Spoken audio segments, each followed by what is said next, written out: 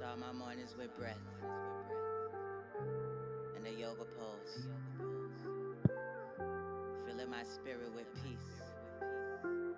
What's going on, Willis? Overflows. I start my mornings with breath and a yoga pose. Filling my spirit with love until I overdose. Yeah. Testing, testing, My testing. eyes closed. I'm in child's pose. I Can know you hear me? life ain't perfect, but I Yeah, I can hear you. What's going on, brother? How are you doing this morning? Good, man. How you doing? You're in LA, right? Yeah. You guys never are in one place ever for too long. It's just been a kind of a busy little travel scenario. And y'all Well, y'all are always someplace. I guess that makes sense. We have been moving around quite a bit lately. Never really think about it, but it's not bad. It's a blessing, though. It's a blessing. Oh yeah, man. We've had a good little run. I mean, Seattle's a long way from stuff, so you have to plan well. But Science brother had a little birthday party this week. Well, I guess not a birthday party, a bridal shower. What do you call it? Baby shower. You gonna get it, brother. Still early. Man, I'm struggling. Room Diggy. Hey, what's going on, brother? How you? Just doing some laundry before we start yoga. I understand, brother. You gotta get it in where you can. Trash is out. Doing laundry. Folding clothes. Grown man stuff, brother. Grown man stuff. Man, I was out somewhere late over the maybe, I don't know, Thursday or whatever, and I was coming home and I was like, man, I haven't been outside the house after 10:30, 11 o'clock. I didn't even, it's like a whole new world, things that are happening outside at 10:30, 11 o'clock at night. But, we outside. We outside. We outside.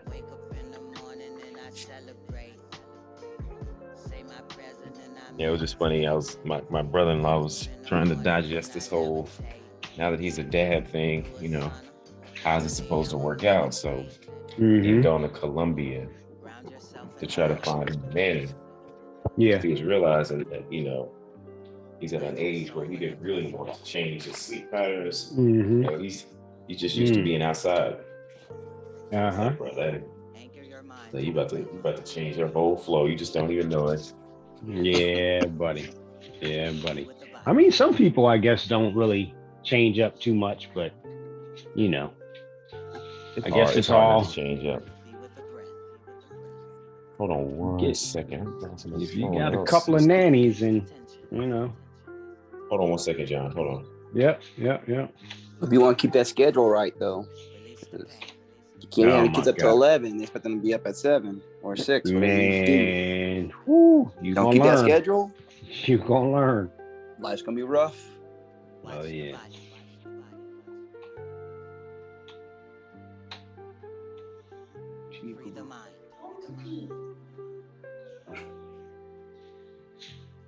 I'll tell you the thing I always feel like nobody really tells you is that sleep deprivation in that first year, it is rough, brother.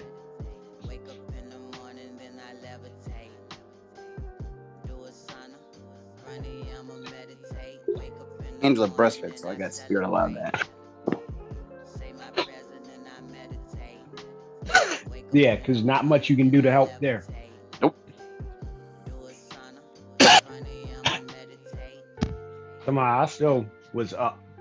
I think once we moved to bottles, maybe I can't remember. I don't know, but I know I was still up. Yeah, but if you put a little rice in that milk, the butt stay down.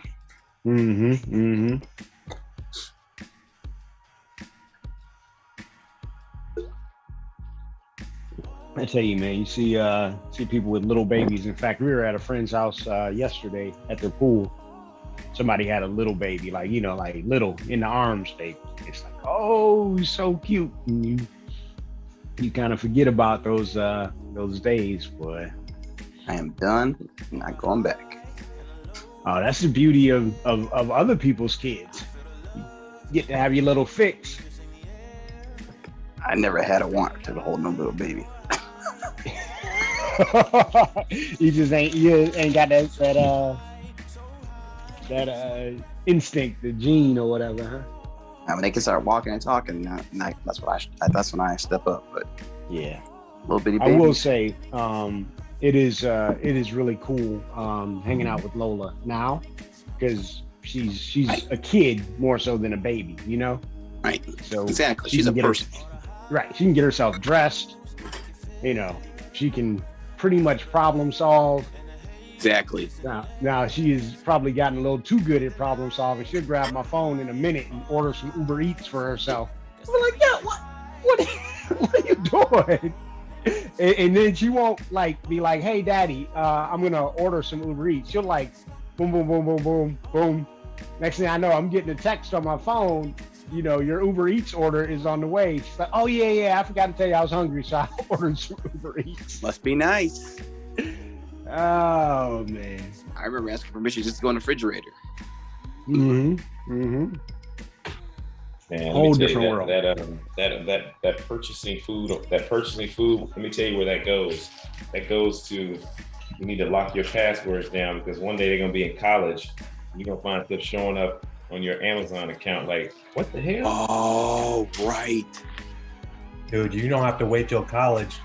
Hal has a penchant for rare Beyblades from China. We didn't find it out until they started showing up on the doorstep. I'm like, nigga, really? Like, they got these here at Target. You got to order like first editions from Guangzhou. Oh, that's funny. That is funny. Yeah. And so it's funny, actually, years ago, probably when Lola was a baby, Monica and I went to, so Harvard, for the B school, our reunions are like, and we've always talked about we should do this at Morehouse. It's not just you go for a party. You go like Thursday, you have a class. You can sit on different classes Thursday, Friday, whatever, and then the parties are all on Friday night, Saturday. You know, one of the classes was preparing for generational wealth or something like that. And that's one of the things that they said is one of the biggest problems. They're like, look, especially electronically, and this was probably like 5 or 6 years ago, they were like, you can try to be disciplined as you want with your kids, but if the grandparents give them access to their credit cards or their, you know, Amazon accounts or whatever, you just completely lost control. I mean, you know, you can try to check your mom about buying stuff for your kids or letting your kids buy stuff, but good luck with that, you know? Right. I mean, if grandparents are gonna do all that, I'm just like, can you take the additional step of communicating to these children the value of money and what this actually costs? Hey, or can I slide some of my stuff in there too?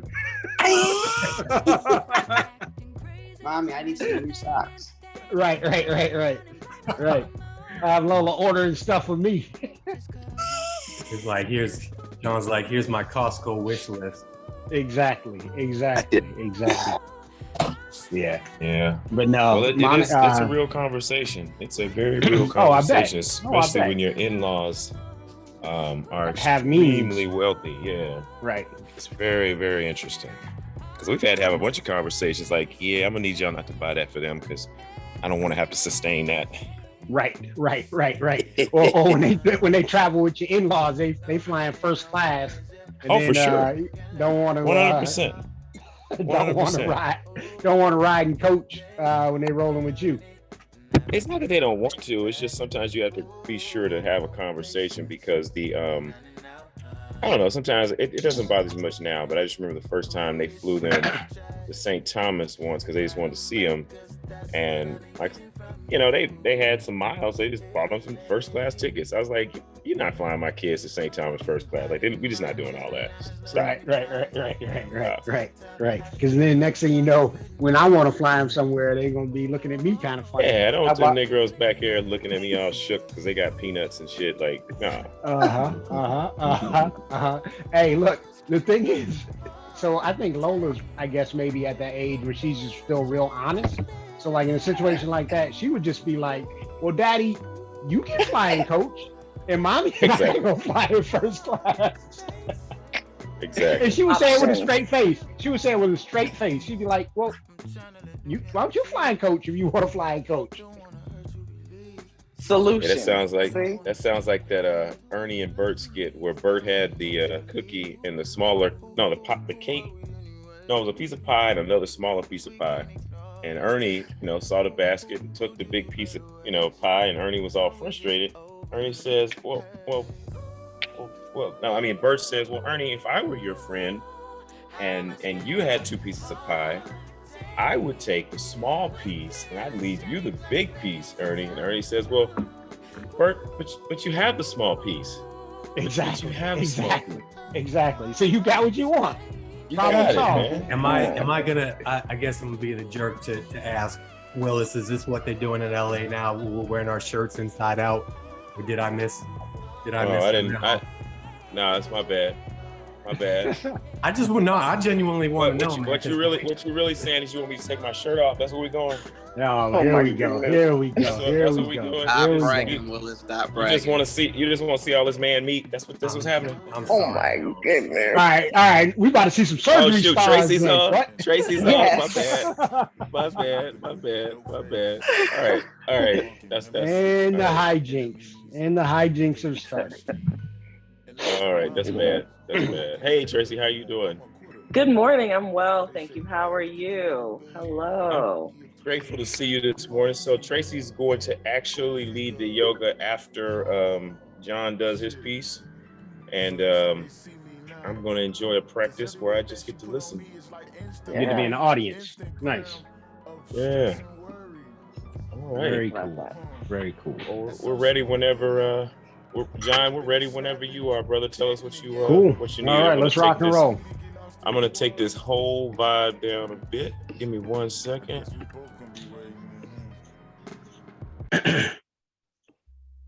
All right. Good morning, everybody. Hope everybody's doing well. Today is Sunday, July 17th. Title of the reflection this morning is Room for Improvement, Part 2, The Power of the Inflection Point. It can come from John 5, verses 5 through 9 in the Message translation. So it says, one man had been an invalid there for 38 years. When Jesus saw him stretched out by the pool and knew how long he had been there, he said, "Do you want to get well?" The sick man said, "Sir, when the water is stirred, I don't have anybody to put me in the pool. By the time I get there, somebody else is already in." When Jesus said, "Get up, take your bedroll, start walking," the man was healed on the spot. The man was healed on the spot. He picked up his bedroll and walked off. All right. So this is one of those texts, at least for me, that's a little bit confusing. It's one of those things that makes me a little confused about how am I supposed to interpret things that I read in the Bible, right? So are we supposed to look at this and say, man, there's a guy hadn't walked in almost 40 years, and at just a word, he got up and walked, healed on the spot, right? He's healed on the spot. Is that what we're really supposed to believe? Or is this saying something beyond spiritual, metaphysical, if you will, about what happened here? Was it a more of a spiritual or metaphysical type of a healing? Or is there something maybe that we don't even know about, right? Something deeper on a deeper level that in our modern Western linear way of thinking, we can't even wrap our minds around what really happened here. So this whole concept of being healed on the spot, and listen, I will never tell anybody what can and can't happen in terms of miracles or anything like that. I have some stories, and I hope everybody on here has some stories that they can tell of something that they've seen happen that, you know, you can't really explain any other way. But for today, what I want us to really focus on, what's really critical, what's really important, what's really valuable here is not so much the magic, not so much the miracle, inflection point, right? And so I know some of y'all are big time stock market guys, and so you may be familiar with this term inflection point. If you're watching a stock and it's trending down and eventually it turns and starts to go up, right? That's the inflection point. The inflection point is that very moment where the chart starts to turn, where things start going from down to start going up. So He's not walked for 40 years and boom, he changes to being able to walk. That's the inflection point, right? So anybody looking at a stock chart, you'll be able to see, yeah, this is when the stock turned up, but you won't, it's difficult to notice it right then in the moment when it's happening. And in real life, it's just like that, right? So in our real lives, not in the stock chart or anything like that, we actually have inflection points as well. And it's easy to see once things have changed, but it's harder to spot that actual inflection point, right? And there's this motivational speaker named Jim Rohn that I really liked a lot. He passed away a few years ago. He used to always talk about the power of disgust, right? That day that you just say, you know what, I just don't like the way my life is. And if you go back to like Fannie Lou Hamer, she used to always say she was sick and tired of being sick and tired. To put it a little more in contemporary terms and context, maybe it's when you look at your own life or you look at the way people are treating you because of the way that they view your life. And we've used this term before, it comes into your mind, this phrase, y'all got me fucked up, right? So this whole concept of this is not the way that I believe. Sorry, Tracy, that's no, it's okay. As Willis puts it, you might get a little bit of Jesus, you might get a little bit of Jesus. We're gonna mix them all in together. I love that. But this whole concept of, this is not the way it's supposed to be. That's the inflection point, right? So whether we realize it or not, that's the point where the trajectory of our life sort of pretended that it was going to take us, and now it's going to change, right? So it's not important, and I want to really say this again, right? If somebody had to predict where your life was going to be, where things were going to be for you in 5 years, looking at where your chart is going right now, they'd say you're going to be here, but the inflection point is when that old curve goes away and you're on a new curve, you're on a new trajectory, right? So for many of us, that inflection point comes when we realize that there are interrelated systems of systems that are designed to shortchange us from receiving all the good that God has for us in our lives.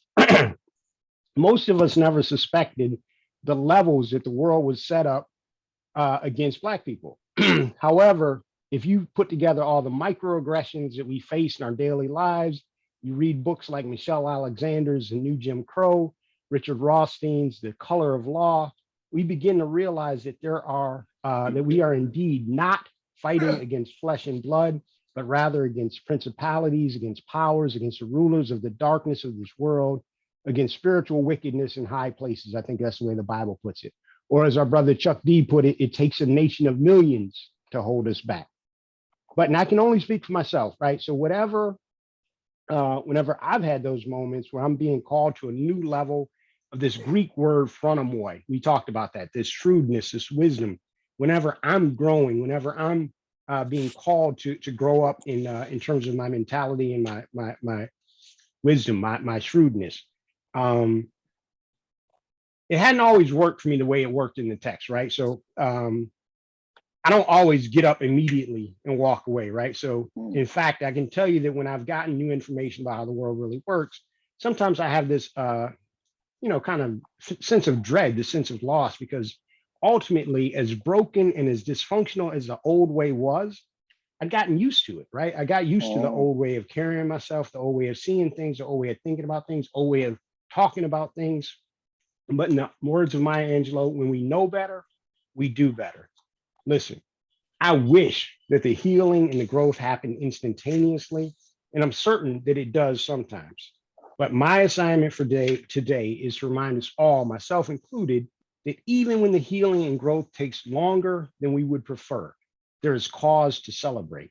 Even if it's just one new idea, especially when that idea upsets us, it confuses us, or it makes us anxious. That one little idea is like a seed or an acorn. The DNA of what we are called to be in this world, for this world, is written in the nucleus of that one new idea. That's why the Bible tells us, despise not the day of small beginnings. Sure, we all know how to cheer when we've gotten up and walked away, right? When everything's already worked out, when the experience is over. But I want to encourage us all to learn how to spot the inflection points in our lives. And then when we spot them, let's give thanks and praise at the inflection point. Let's cheer at the inflection point. Let's dance at the inflection point. Let's shout at the inflection point. Sure, you can choose to wait until the curve is complete, but just like in the stock market, right? If you wait until it's all said and done, you'll have missed a lot of the upside that was there for you to gain, right? So I'm learning to get in early. I'm choosing to shout at the inflection point. So if you all would please stand up, let's do our intention together. I feel like if you were a hooper, John, that's the spot where we would go get into that's your shouting point right there. That's the shouting point. Yeah. Well, all right. one day I'm gonna bring it. I'm gonna bring a little. We're gonna have to get some call and response here. It's gonna have to be a whole different energy. All right, but for now, let's stand up and do our intentions. Let us be intentional about recognizing the power of the inflection point. We've always thought about being disgusted or frustrated or offended. We've always thought about those as negative emotions. But any one of those could be the day that changes everything for us in our lives with just one new thought. Let us be intentional about celebrating our wins before it's obvious that we're even winning. Let's not leave any upside on the table. Let's capture all of the good that is coming to us. Let us be intentional about making the inflection point our shouting point. This is our intention. and so it is. So it is. Our intention. We pray these and all things in the names of both our ancestors and our unborn grandchildren. Amen. Ashe. Namaste. And so it is. So it is. So it is. All right. Thank you all. All right, is that my cue? Mhm. Yes, Love that indeed. story. Love that story. So, with that being said, we're going to do something a little bit different today. I think it's funny that you said sometimes you get Jesus, sometimes you get Jeezy. That's very much my life, my lifestyle. That's right. So, today we're going to do kind of like a hybrid of a vinyasa flow with a little bit of yin. And all that means is that we're going to do fewer poses for longer. With the man at the pool of Bethesda, we said 38 years. He was consistent in showing up for a knowing that he held in his heart. He knew that something would change. And so today we're gonna stay in these poses a little bit longer in a knowing that, you know, release and growth and all of the good things that we show up here for today are on their way. So as we move through today's practice, I want you to, as best you can, try to stay internal. Listen to your internal dialogue. Listen to the thoughts and the feelings and the emotions that come up for you as we hold these poses maybe a little bit longer than you're used to, and take some time to navigate those with as much objectivity as you can, being the witness to the experience, almost as if you were watching that scene of Jesus approaching the man, and view your own practice in that way. What is showing up for me today? And if you notice yourself kind of scrambling in some of maybe the discomfort, try to sit in that as well. Obviously, pain is not what we're here for. So if you feel any pain, go ahead and adjust yourself. But yeah, try to stay internal a little bit today. Alrighty, with that being said, let's go ahead and begin. We're gonna start standing. So you can come to the top or to the center of your mat, yogi's choice. And we're just gonna start with some grounding. So find a nice, comfortable footing on your mat. And again, really take the time to observe the space that you're in. Observe the way your feet feel against your mat. Observe the air on your skin for a brief moment. And when you feel ready, we're going to take 5 breaths, inhaling up.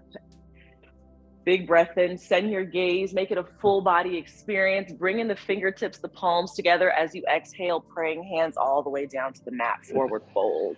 Let the crown of the head reach towards the earth. We're going to take a round of breath here and then reverse swan dive back up.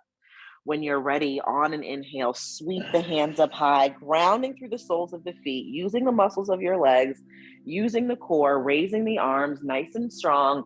Gaze comes up. When you're ready to exhale, palms come together, praying all the way down. Feel the unwinding in the lower back, the opening in the spine. Take a breath in this forward fold. And then when you're ready, one more time, inhale, sweep the hands up high. Maybe today you practice with your eyes closed.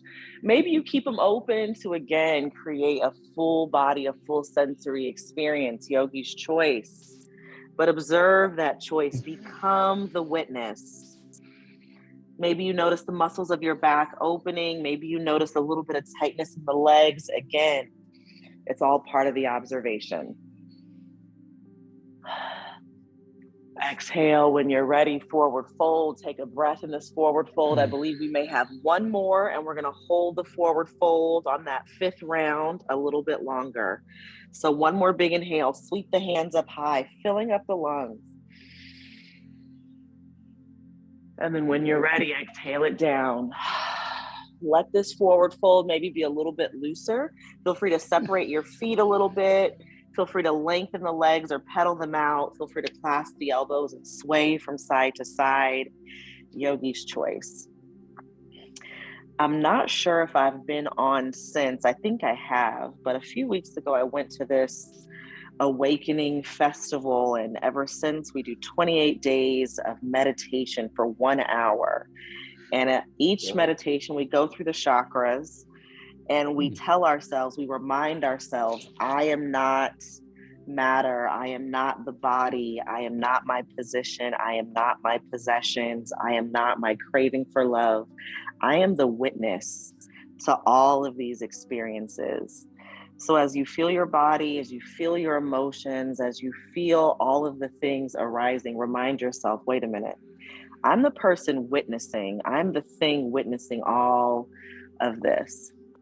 When you're ready, go ahead and inch those feet back into that comfortable position. We're going to do a slow roll up, really taking our time to assess the body, grounding through the soles of the feet, slowly lengthen the legs. We're going to stack the vertebrae one on top of the other until we come into mountain pose. Again, notice yourself. Is there any rush in your movements? Allow yourself to settle right here into this moment. If you take care of this moment, the future takes care of itself. Palms facing forward, allow the gaze or your eyes closed to come forward as you roll the shoulders down the back.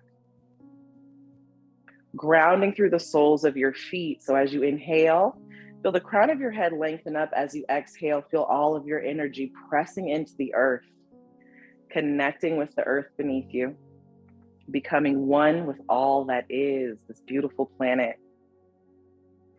Feel the fingertips reaching outwards. Feel the space between the ears and the shoulders. Feel the activity in your core. Maybe you decide to stay nice and strong, the muscles of the legs tight. Maybe you decide to kind of take it easy and just be soft in the moment. Heart open, welcoming all of the beauty of the day, all of the beauty of your practice. Welcoming those divine messages from the ancestors, from God, from Holy Oneness.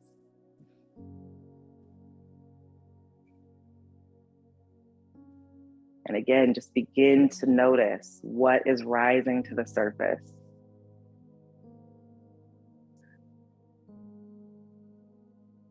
We're going to take a few more breaths here. Noticing any physical sensations, any tingling in the fingertips, any rocking of the feet.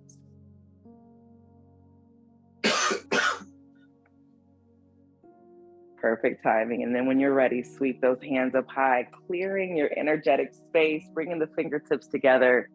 And then on your exhale, bring palms to heart center.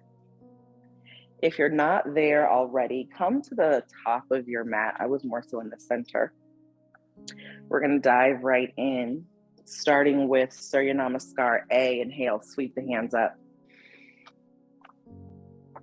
As you exhale, forward fold, really staying connected to your breathing, connected to your movement. Send the mind deep into the body. Inhale, come up halfway. Back nice and strong. Exhale, soften the knees. Palms come into the mat, step into your high plank. Notice which foot goes back first for you. Shifting the upper body forward, heels draw back, those minor details. When you're ready, we're gonna hang in this plank for a moment. Feel the upper back stretching open as you guide the core up. Feel the heels drawing back. Remind yourself, I am strong. I'm strong. As you exhale, bend the elbows, belly coming down to the mat with control. On your in-breath, lift the heart. Ready to receive, ready to open. All of the beautiful things are on the other side of an open heart. Exhale, rolling over the balls of the feet. We're back in down, or we're in down dog, first down dog of the day. So take this down dog nice and gently. We're going to be here for a moment. Affirm yourself either in your mind or out loud. Remind yourself of all of the goodness that lives within you, all of the power, all of the intention, all of the limitlessness, all of the things. Pedal the dog out as you ground through the palms. And again, if you notice some discomfort, if you notice that sense of, all right, I'm over it, see if you can stick it out a few more moments. Again, the man at the pool of Bethesda, 38 years. I have a strong feeling you can give me a few seconds. And just see what happens on the other side. Deep belly breathing, really connecting the body, the movement, the moment, all of the things. And then when you're ready, take a gaze between your palms. Gently walk your feet forward. We're back in that forward fold. Come up halfway on the in-breath. Exhale, forward fold. Inhale, reverse swan dive, hands sweeping up high. We're gonna come into chair pose. When you're ready, draw your seat out behind. Rolling the shoulders down the back, tucking the core, tucking the tailbone. Shifting the weight into the heels. If you want to center your awareness on your balance, set your gaze downwards.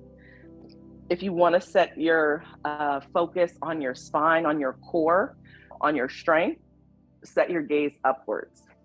If extending the arms is a little bit challenging today, go ahead and bring hands to heart center, yogi's choice. There is no right or wrong way. The practice is here for us indefinitely. So every day it's going to be a little bit different. And just connect to the breath. Check in with your thoughts. Like I said, we're going to be doing this a little bit longer than normal. So see how those thoughts evolve. Follow them around. I like to envision a little scientist in my head with a notepad, just taking notes of everything. So see what pops up for you. Notice any themes, any patterns. Where does the mind go when you're uncomfortable? Where does the mind go when you're ready to stop? Where does the mind go when you want to move on, but you feel maybe stuck? We're going to be here for a few more moments. Encourage yourself. I am capable. Is this look like this? Take a big breath. Exhale, forward fold. Let it all go. Feel the unwinding in the back. Maybe you grab the backs of your thighs or your knees or your calves. Maybe you bend the knees a little bit. That's okay. And then when you're ready, come up halfway. Exhale, forward fold. Palms coming to the mat. Step into that high plank. Again, notice which foot goes back first. Is there a pattern? Do you switch it up? Those minor details aren't distractions. They're keeping you in the moment. As you exhale, slowly lower down. On your in-breath, lift the heart. Exhale, let's meet in down dog. Again, take a moment to connect. Take a moment to reaffirm yourself. What must that man's day-to-day life have been like every day, 38 years, showing up to a place? What must he had to have told himself to get through all of that time? It's gonna happen for me. I know it's possible. I just gotta hang out one more day. Maybe today is the day. Even if it's not today, it's on its way. Go ahead, Tracy. That's good. That's good right there. Yeah, I'm getting into biblical stories at this phase in my evolution, and there's so many gems. Just what must it have been like? When you're ready, extend that right leg, reaching out, grounding through the palms, roll the ankle a little bit, check in with the breath. It's possible. Maybe not today, but one day. One day, and that's all I need. When you're ready, as you exhale, bring the right knee into the belly, shift the weight forward, high plank. Inhale, lengthen. We're gonna step it all the way through on this next round. As you exhale, bring the right knee into the belly, step that right foot between the palms. Take your time. There is no rush. The benefits are on their way, but they're also on their own time. So enjoy this moment. Hop that left foot just enough forward so that both feet are flat on the floor. We're gonna come into warrior one. Diving into the right knee, pressing through the soles of your feet as you inhale, sweep the hands up high. Hips square to the top of your mat, roll the shoulders down the back, staying deep in this lunge. Again, we're gonna be here a little bit longer today, and that's okay. The things that man must have seen over that amount of time, imagine. What an amazing story.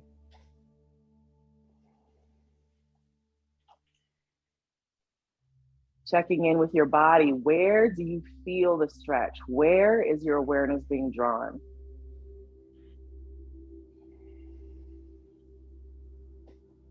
We're going to be here for a few more moments. Big inhale. As you exhale, draw the shoulders down, maybe come a little bit deeper into your lunge, maybe stretch that back leg a little bit further. See what's possible in this moment. And then when you're ready, rolling over the left shoulder, we're going to come into warrior two, spinning that left foot, widening your stance, staying deep in that lunge, tucking the tailbone under, adjust your clothes if you need to. Arms nice and straight. Heart lifted, maybe gaze forward or close the eyes. Every so often, I love a closed eye practice because it really, again, helps me to dive deep within what's present on the inside. It's really the reason why we show up, right? To unravel that big ball of yarn that each of us carries around so that the outside can be smooth transactions. When you're ready, send your gaze over the right fingertips, flip the right palm. We're going to come into reverse warrior. Sweep the fingertips beyond the head, reaching up, feel that stretch in the side body. Again, we're going to be here for a moment. Allow the right side to unravel. Your left hand could be down the left leg or at the small of your back, staying deep in your lunge. Take a moment and notice. This pose here is very activating for me, so I'm curious about that. 2 more breaths.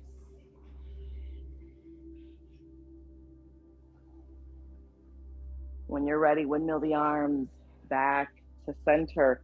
Lengthen out of the right leg. We're gonna do something similar. It's called reverse triangle. So both legs are nice and long. Send your gaze over the right fingertips, flip the right palm. Reverse triangle. So right fingertips sweep back. So similar upper body motion, except this time both legs are long.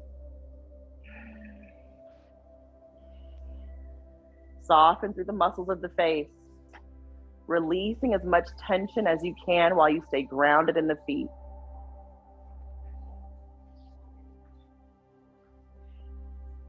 Two more breaths here. And then on your inhale, windmill the arms back forward. Diving into that right knee, let's come into a traditional, let's come into, extended, I don't even remember the name of this pose. Reaching those right fingertips forward, bring the right forearm to the thigh, left hand sweeping up high. Extended side angle. My, this break is doing a brain good, I guess. Left fingertips reaching up, stretching through the heart side, opening up the heart. And that's what that 4-day experience that I went on was about, heart opening and releasing of suffering. The idea that love is the antithesis to suffering. Beyond our romantic relationships, even beyond interpersonal relationships, releasing suffering of all that is. 2 more breaths here.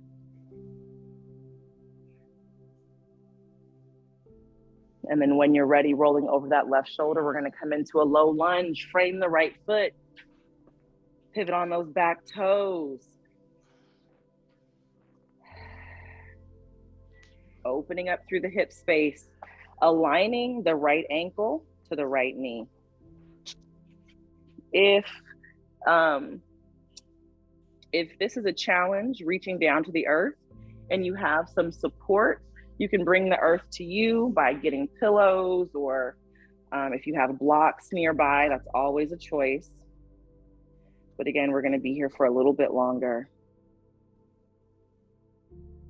Connect to the breath. Wrangle the mind that likes to run off and do things and on to the next, and all of that. Settle it right here into this moment, funneling all of that energy into right now.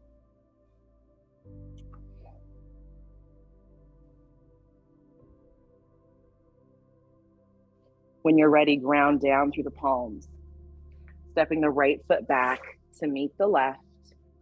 We're here in high plank. Notice the strength. Notice the focus, or maybe lack thereof. There is no wrong way.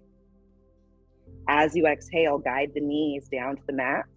Big toes coming together. Send your seat towards your heels, coming into child's pose. Arms extended out in front, forehead reaching towards the earth. I'm gonna keep my gaze a little bit lifted just so you can hear my voice more clearly, but you go ahead and let the forehead connect to the earth if that's in your practice today.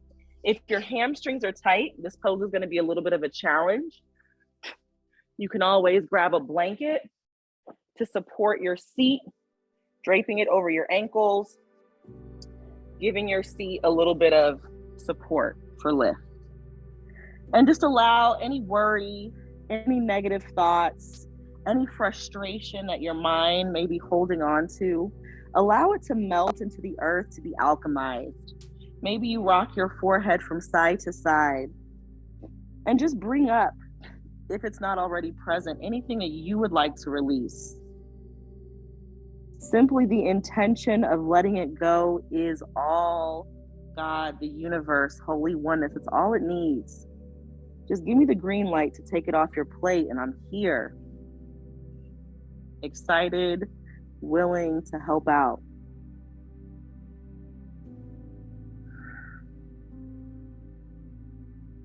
We're going to be here for a few more moments.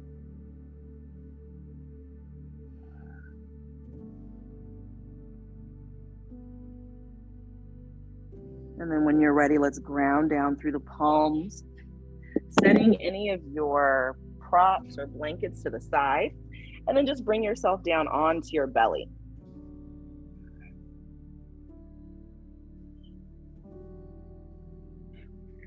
Extending the left arm. Can you see me?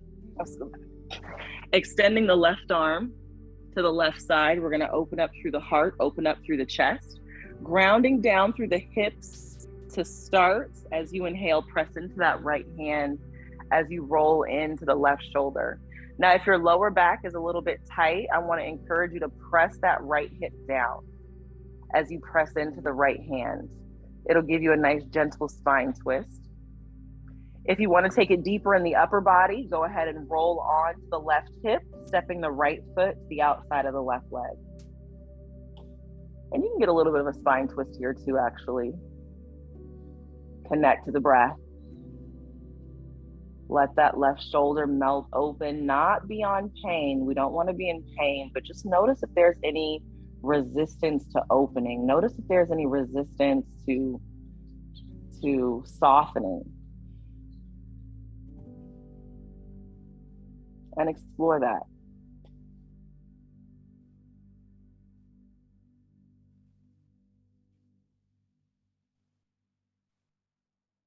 Noticing the quality of your breathing.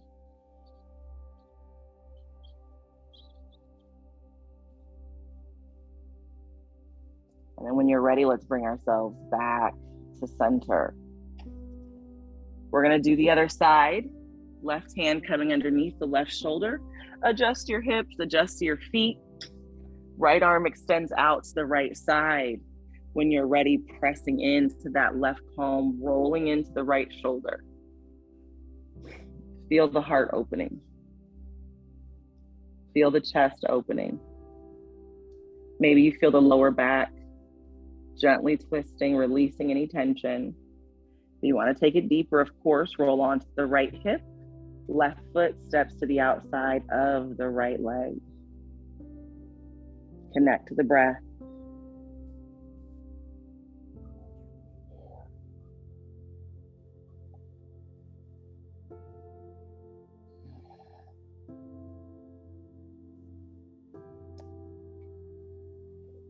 We're going to be here for a few more moments.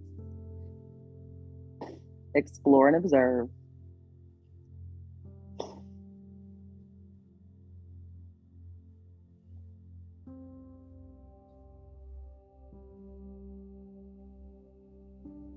And then when you're ready, go ahead and bring yourself back to center. I'll walk myself a little bit forward. Curl the toes under. We'll meet in down dog, pressing through the palms, elbows nice and close into the body. Go ahead and gently lift yourself through plank. And then ease your way into down dog. Pressing through the heels, pressing through the palms, opening up through the back, letting the head be heavy, softening the muscles of the face. Take this time to affirm yourself. Now that we've let go of those frustrations, those worries, those concerns, what have we made space for? What do we want to invite in its place?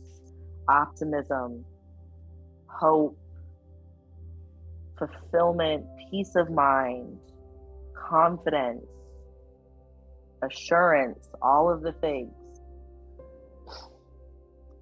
And then when you're ready, let's do the opposite side. Left leg reaching back.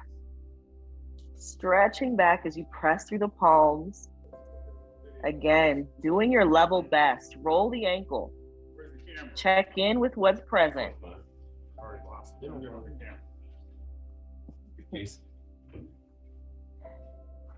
And then when you're ready, as you exhale, left knee comes into the belly as we shift forward, rounding through the back, opening up through the spine, activating through the core.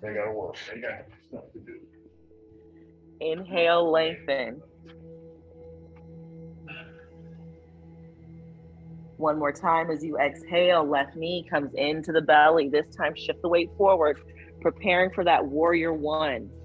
But first, let's hang out here in this low lunge. If you feel like you need to, take your time. What does this moment feel like? What is being held in this moment for you? And then when you're ready, hop the right foot just enough forward so that both feet are flat on the floor. And let's move our way into warrior one with intention, starting from the earth.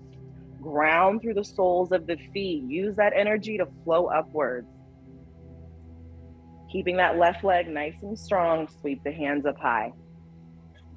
Rolling that right hip forward. My stance is a little bit wide. Softening through the shoulders. Now you can send your gaze upwards for inspiration or send it straight forward for focus. Yogi's choice. There is no right or wrong way. Connect to the breath and be as fully present in this moment, settling into this space as best as you can with all that's present in this moment.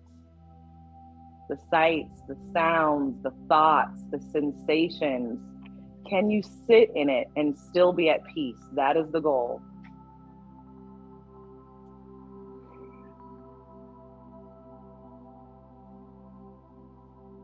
Noticing what muscles are calling your awareness, pulling for your attention.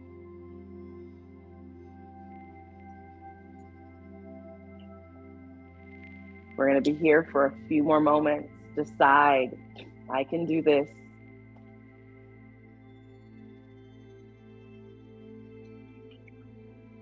And then when you're ready, rolling over that right shoulder, spinning that right foot to align to the back of the mat, widening your stance. Warrior two. Adjust your clothes if you need to.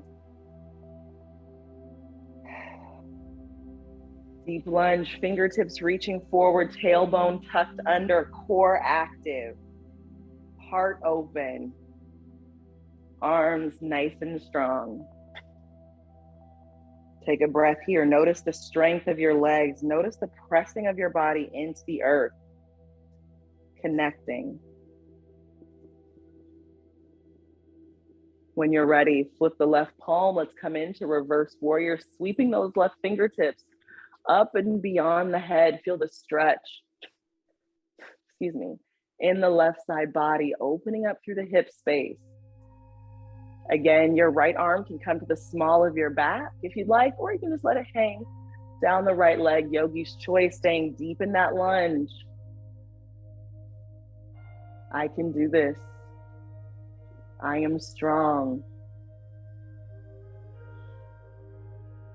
2 more breaths here. And then when you're ready, windmill the arms back to center, lengthening out of that left leg, hips draw a little bit back. We're going to come into reverse triangle. So flipping the left palm again, sweeping the fingertips beyond the head. Notice how this stretch may feel a little bit different. Staying active in that left side. Notice the spaces that are calling your attention.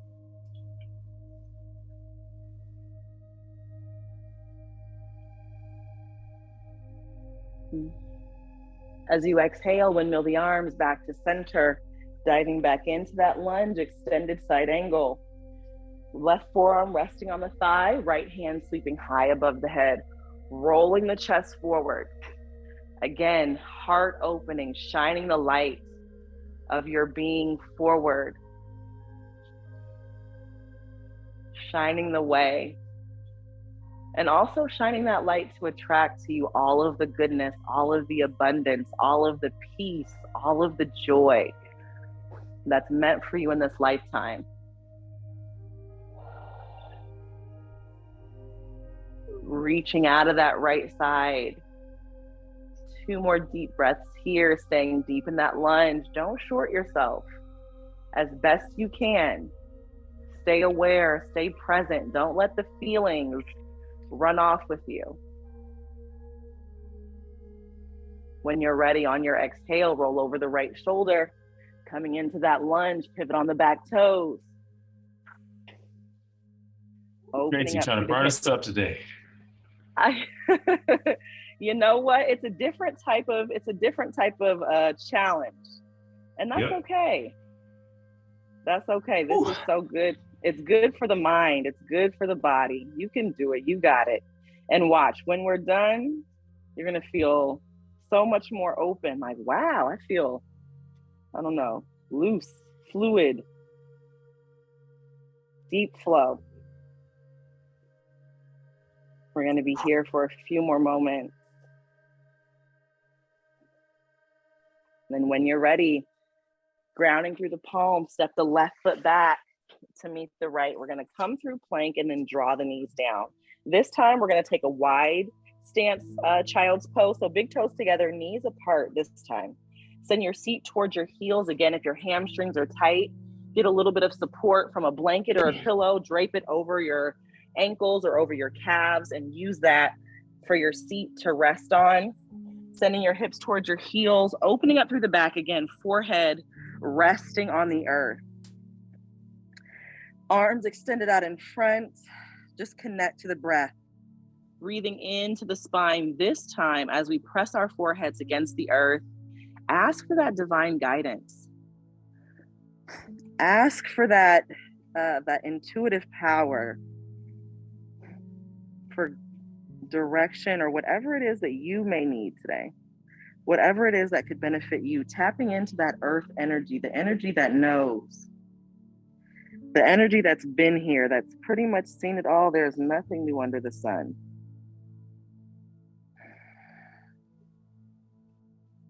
Going directly to the source. What is it that I could benefit from in this phase, in this season of my life? What do you have for me?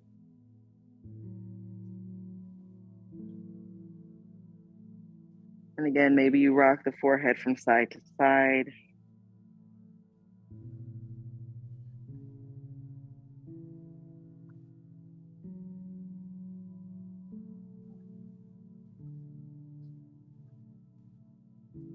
We're going to be here for a few more moments.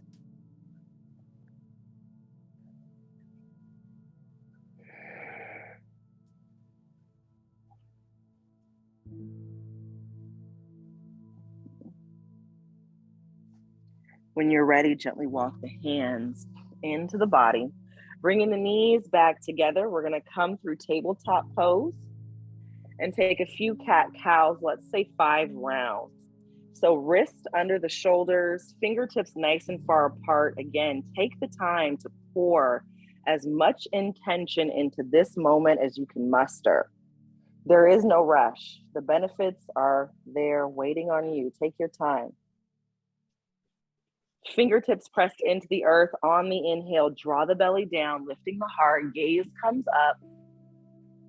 As you exhale, empty out the lungs, pressing the spine, pressing the belly button against the spine. 4 more rounds. Inhale when you're ready. Deep belly breath.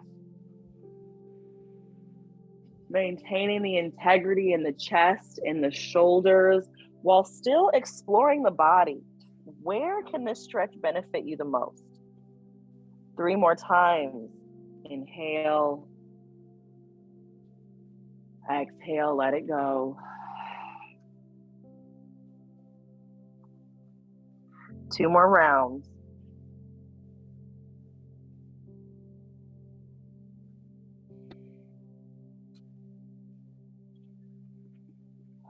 Last one for me, and I'll meet you in tabletop pose when you're ready.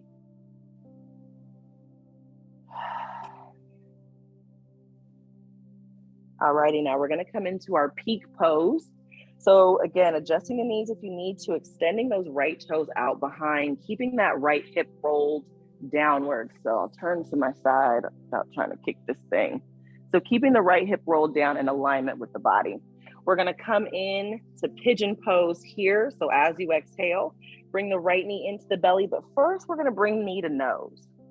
So opening up the hip space, opening up the back. Inhale, extend. This AirPod does not want to cooperate. Exhale, knee to nose. Inhale, extend. And then on this next exhale, bring that right knee forward between the palms. Inch the left leg out behind you. So right now, our heel is underneath, our thigh is underneath our body. You can walk the hands forward just a little bit. And now here's the deal. You can hang out here if you so choose. If you want to take this a little bit deeper, listen to your body. Again, there is no rush. Yoga is meant to be practiced daily. So there's always time for improvement. If you'd like to take this deeper, inch the right heel towards the right wrist. So aligning that right shin to the top of the mat. But here's the gag. The hips should be square. So if you feel like you're leaning to one side or the other, go ahead and bring the foot back underneath the body and check in inch by inch, moment by moment to see the movement in the hips. Again, it's not about perfection. It's really about understanding, right? And how many spaces would we prefer understanding over a perfect execution? I'd rather be understood sometimes, right? And our bodies are the same way. So taking the time to just understand where you are and getting a clear, a clear scope of that, and then moving forward.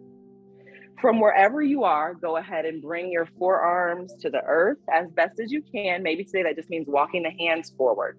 Maybe today that means keeping your hands right where they are. This is my level best today, and that's okay. Or maybe today you bring it all the way down. Yogi's choice. Being mindful of those hips, pressing that left foot into the earth. So keeping that back leg nice and active. I like to bring my hands into prayer because this pose prompts a lot of prayer for me. God help me get out of this with ease, please. Let the shoulders soften.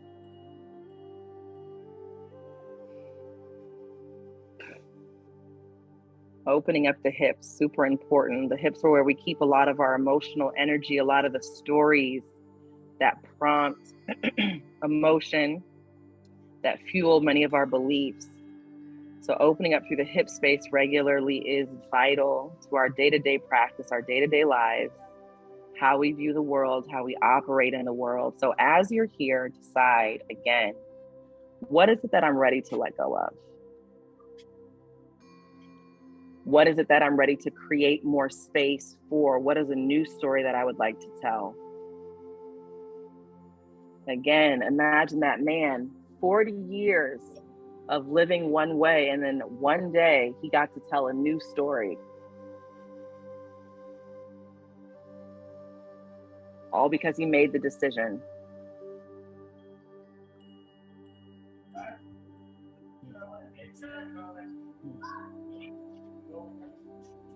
We're going to be here for a few more moments.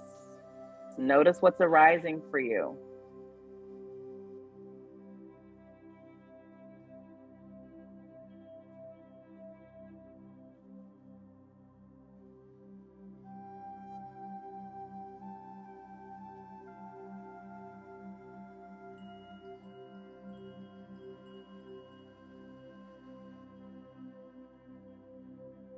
When you're ready, gently walk the hands into the body.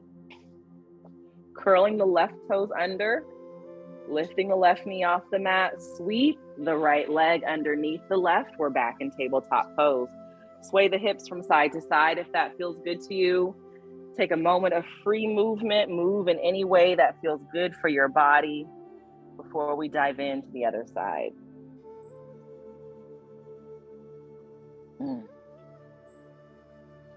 And then we'll meet in, excuse me, we'll meet in tabletop pose when you're ready. This time, extending the left leg out behind, left toes, excuse me, reaching back, left hip rolled down, pressing through the palms, keeping the chest lifted. As you exhale, bring that left knee to the nose. Inhale when you're ready, opening up. Exhale, let it go, knee to nose. One more time, inhale, lengthen.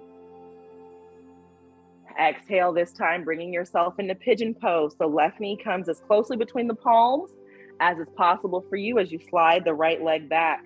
Again, take the time to check in with your body. Each side is going to feel a little bit differently. That's okay. And then find your resting pose. Find where it is that you'd like to land. There is no rush. Letting go of self-competition and really getting honest with yourself, really letting the body communicate honestly with you. And then when you're ready, go ahead and bring yourself down.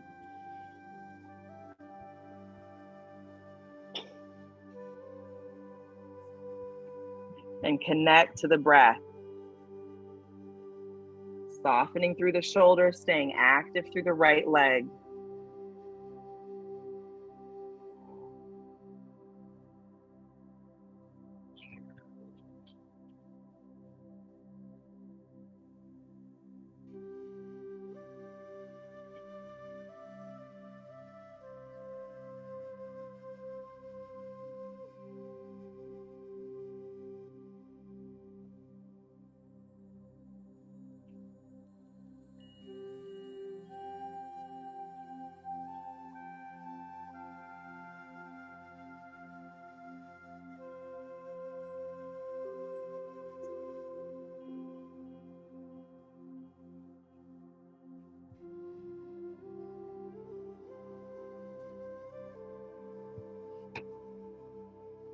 Few more moments here. Stay with it. Notice the feelings that may be guiding your attention elsewhere. Again, at that 4-day retreat, we meditated for hours on hours. It was from 8 a.m. to about 8 p.m., 4 days straight. And I got to notice how easily I allow boredom to pull me outside of myself. Discomfort is a little bit more interesting, but boredom is the one for me. Boredom is the thing that sends me running.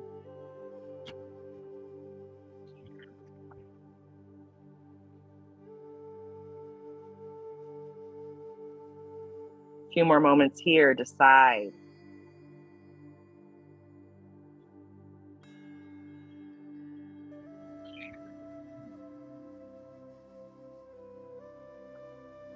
When you're ready, gently walk the hands into the body, curling the right toes under, lifting the right knee off the mat, bringing yourself back into tabletop pose, swaying the hips from side to side, finding whatever stretch that your body is calling for. Take a moment.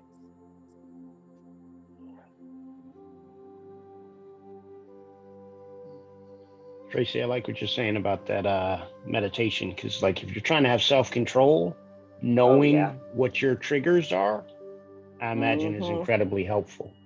Oh my goodness. Incredibly, incredibly helpful. Yeah, you hit it nail on the head for sure. And it's so interesting because as your practice evolves, as life evolves, as you evolve, those triggers tend to evolve too. And you think you got it down. Oh, I got this. And then a new one pops up. Oh, welcome. Thank you for coming. When you're ready, gently walk the hands into the body. We're going to open up the front side body with camel pose. So I'm going to turn to my side so you guys can see this. Camel pose is going to be knees about hip distance apart. If the surface that you're on is hard or, unsupportive, you can always create cushion in your mat by making a little pocket and then rolling it over itself. I'm not going to do that today because I'm going to be facing to the side, but that's great for your knees. For any of the poses that we do that may be a little bit challenging because the ground is hard. The tops of your feet can be resting on the mat, or you can curl your toes under if you want a little bit more support, yogi's choice. As you inhale, we're going to sweep the hands up high. As you exhale, we're going to bring our hands to the small of our back, right here. So chest is going to be open. So rolling the elbows in together, rolling the heart open. As you inhale, send your gaze upwards. Big breath in. As you exhale, use your hands to press your hips forward. Connect to your breath. We're going to be here for a moment. This is a vulnerability pose. It's a heart opening pose. It's a hip opening pose. It is a back bend. So be mindful of any sensitivities that you may have. Be mindful of any injuries that you may have. Breathe love into the heart, into the hips, into the body. Remind yourself how deserving of love you really are. 2 more breaths here. And then on your inhale, gently bring yourself back upwards. And then go ahead and take a nice, gentle, and easy child's pose. Big toes can be together or they can be apart. Notice the unwinding of the back. If your head feels a little bit rushed, that's okay. That's part of the pose. That back bend creates something like a tourniquet effect. So fresh blood, fresh energy flowing through the body as we come out. Connect to your breathing. Flood the body with love, with positivity, with optimism, with kindness, whatever the support is that would best enhance your life in this season. Decide that you are capable of giving it to yourself first and then watching life reflect it back to you. No need to wait on the outside world.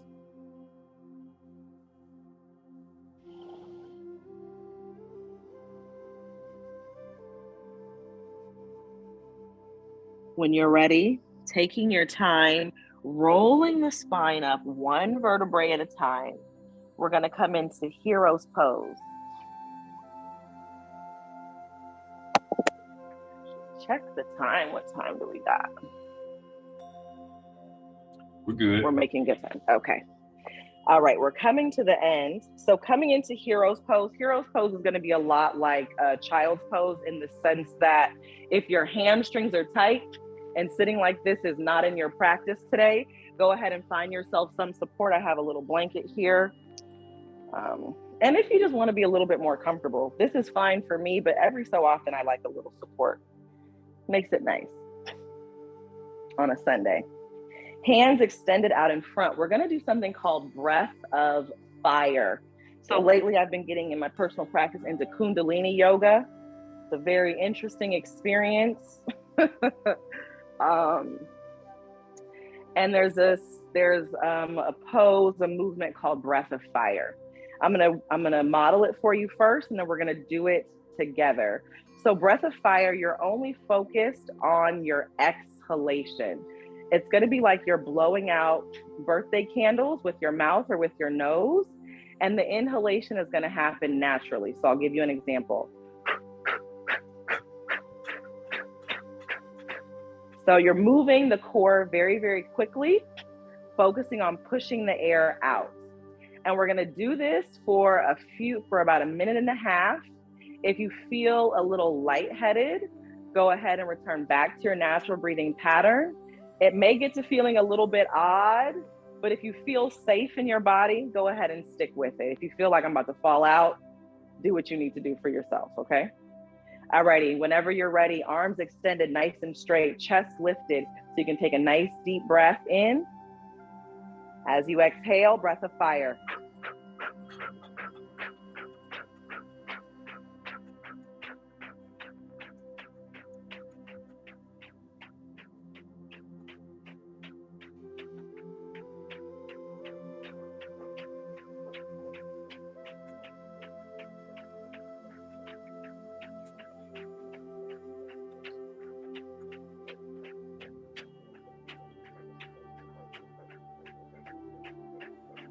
Staying with it, you can do it.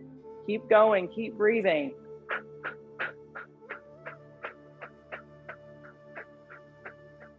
Few more seconds, spine nice and tall, arms straight.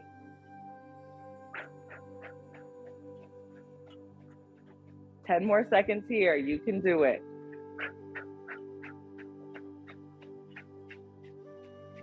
When you're ready, on your next inhale, big breath in and hold it.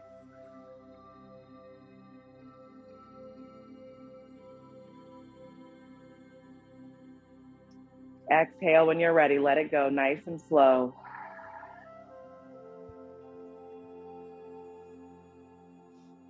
Take a moment of stillness, take a moment of reflection, take a moment of brief meditation.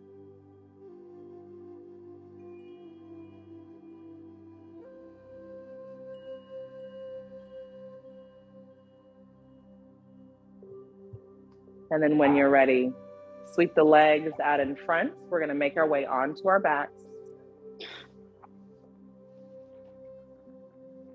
Soles of the feet coming to the earth, hands nice and supportive by your side. Go ahead and roll the spine down, one vertebrae at a time. Hair is in the way. Bringing the knees into the belly, give yourself a nice big hug. Rocking from side to side, making circles with the knees, massaging the lower back. And we're going to come to our closing first with a supine twist, wringing out our core, wringing out our spine like a towel, extending the arms to either sides of your body. If you're in a tighter space, you can cactus your arms. And then when you're ready, your gaze is going to come over the left side. Knees are going to come together to the right, keeping the knees nice and close into the belly, really giving yourself that spine twist, wringing the spine out like a towel. Again, our spine carries a lot of our story as well. So deciding on a Sunday, what is it that I am ready to release? What beliefs, what ideas, what thought patterns have I outgrown? Maybe allowing this moment to be the formal release, the formal letting go. Thank you for your service, but it is time to move on.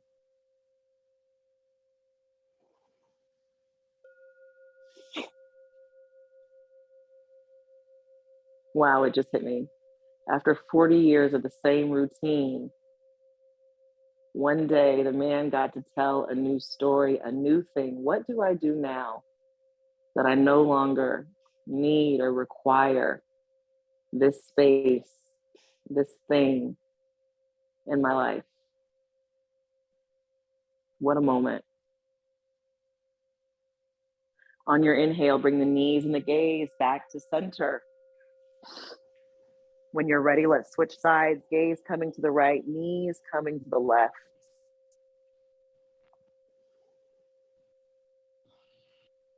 Tracy, you gonna put me and Willis out of work? No, not at all. Listen, that wasn't even on my radar until you brought it up. It's an ecosystem. Each person complementing the skills and the tools of the other. But imagine that moment, though, how scary that must have been. It's so nice to think about new horizons as beautiful things, but walking into that unknown season is not always fun. It's not always exciting. Like you said, sometimes it's slow motion. There's a fear there. What is on the other side? And you stand up and you're like, now what? I really what? don't know. Now I don't really know what to do. We get off this mat and it's like, now what? Now what? And I think that's where that God energy comes in. You know, no matter what, it'll be okay. We got good guidance. We got good grounding. We have good tools. When you're ready, bring the knees and the gaze back to center. Prepare for your savasana, the rest that you have earned. Take any movements that feel good for your body, and then go ahead and ease yourself into a comfortable resting position. That could be, like I said, savasana pose, legs extended, arms by your side. You can come into constructed resting pose, soles of the feet on the mat, knees coming in together, tailbone tucked under. If you would prefer to do your final meditation in seated, go ahead. As always, I'm going to sit up just so you can hear my voice more clearly, but take the space that feels best for your body, for your practice. And really give yourself permission to unravel, to be vulnerable, to be open. Like I said, the workshop that I went to was a heart opening. All of the beautiful things are on the other side of an open heart. When your heart is closed, when you're not allowing vulnerability, things can't get in, but you know what? Things can't get out either. So allow yourself to be open in this space. Diving into the deep breath and just letting the body melt, letting the body ground and connect to the earth. Letting that earth intelligence soak up the things that we're letting go and fuel you with all of the things that are best for you in this season. Intentionally pressing into the earth on the exhale, letting the body be heavy. Sending the message that I trust this moment has everything that I need. I trust in this moment I am safe.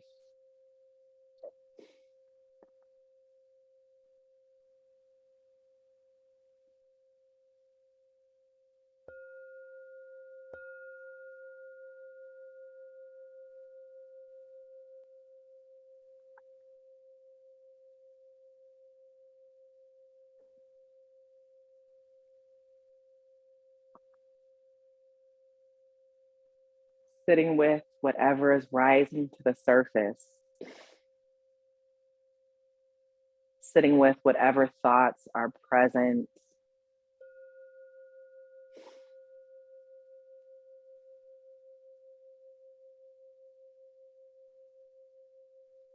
Stretching that awareness.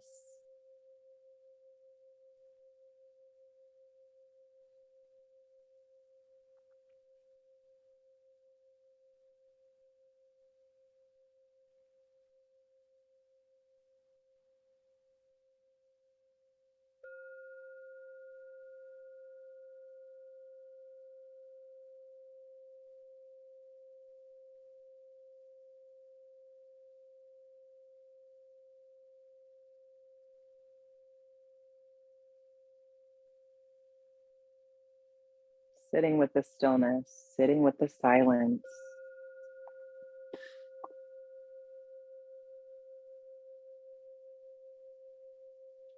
With each continued exhale, find out if there's anything else to release. Maybe there's tension in the body, a little bit of reservation.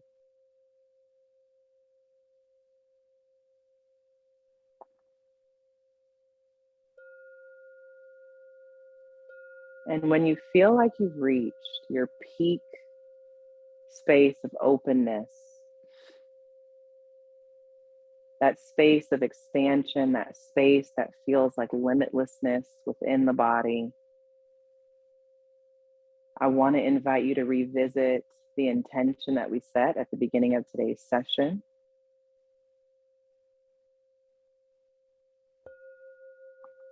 Identifying that inflection point.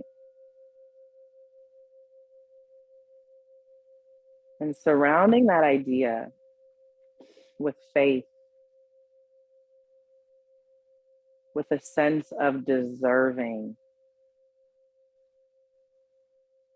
with a sense of open-heartedness, with trust and assurance. Whatever that looks like for you. Breathing life into that intention with each inhale. Fresh breath.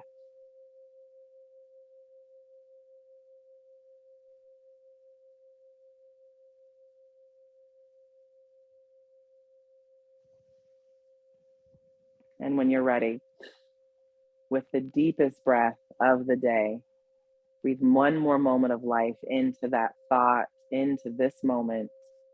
Inhaling in through the nose. Exhaling out of the mouth.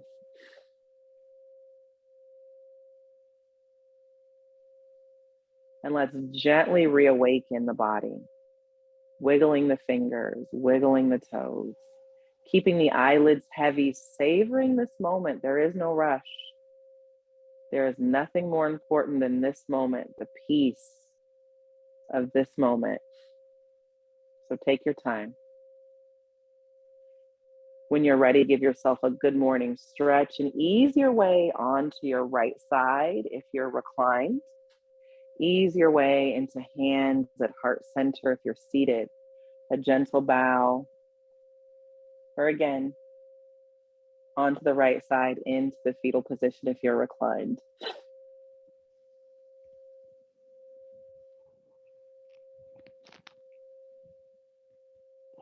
And just connect to the moment. Connect to the stillness. Allow your mind, your heart to be filled with gratitude, to be filled with hope for the new beginning, for the what's next.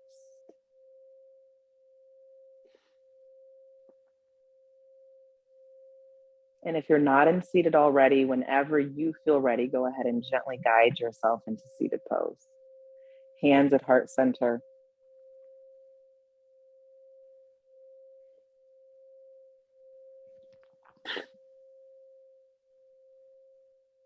As always, we end each session with a phrase that simply means the light, the divine energy, the God space that lives in me, honors, values, acknowledges, appreciates, and accepts the light, the divine energy, and the God space that lives in each and every one of you.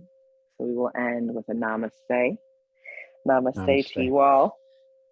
I hope you leave this space with a sense of connectedness and a sense of grounding and a sense of openness that you carry with you until we see each other again. Thank you so much, guys. Thank you, Tracy. Thank you, My Tracy. pleasure. Tracy, with Yeah. that Kalapati breathing technique, is there a certain length of time? That's probably the longest I've ever done one. So I'm curious. Really? Yes. So it is time stamped. I don't think you're supposed to exceed 5 minutes.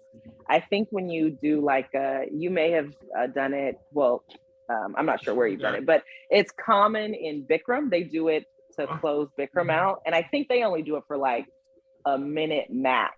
We did 1 minute, but you're not supposed to exceed 5 minutes. Yeah, like I said, I've been doing this Kundalini yoga lately, and they got me in there doing some crazy stuff. But the feeling on the back end is so worth it. I don't think I've ever exceeded 5 minutes. I think I tap out at about 3 minutes when I'm really in my zone. But yeah, we did a minute today. All right. Yeah, Well, yeah. Appreciate it. Thank you so much. My pleasure. Thank you guys. I'll see you guys soon. Take care. All right. All right. Appreciate you, gentlemen. Appreciate you, brother. Your consistency. Hey, man, this is giving me some sense of church. So Thank you, John. appreciate it. All right. Appreciate you guys. If anybody wants to throw something on the Broga experience, I'm going to give Tracy about 75 this morning. I think I'm a couple weeks off on her. So Yeah, I'll put something on it. holla at y'all, brothers.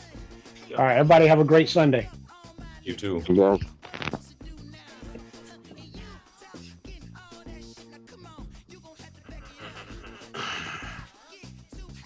at that.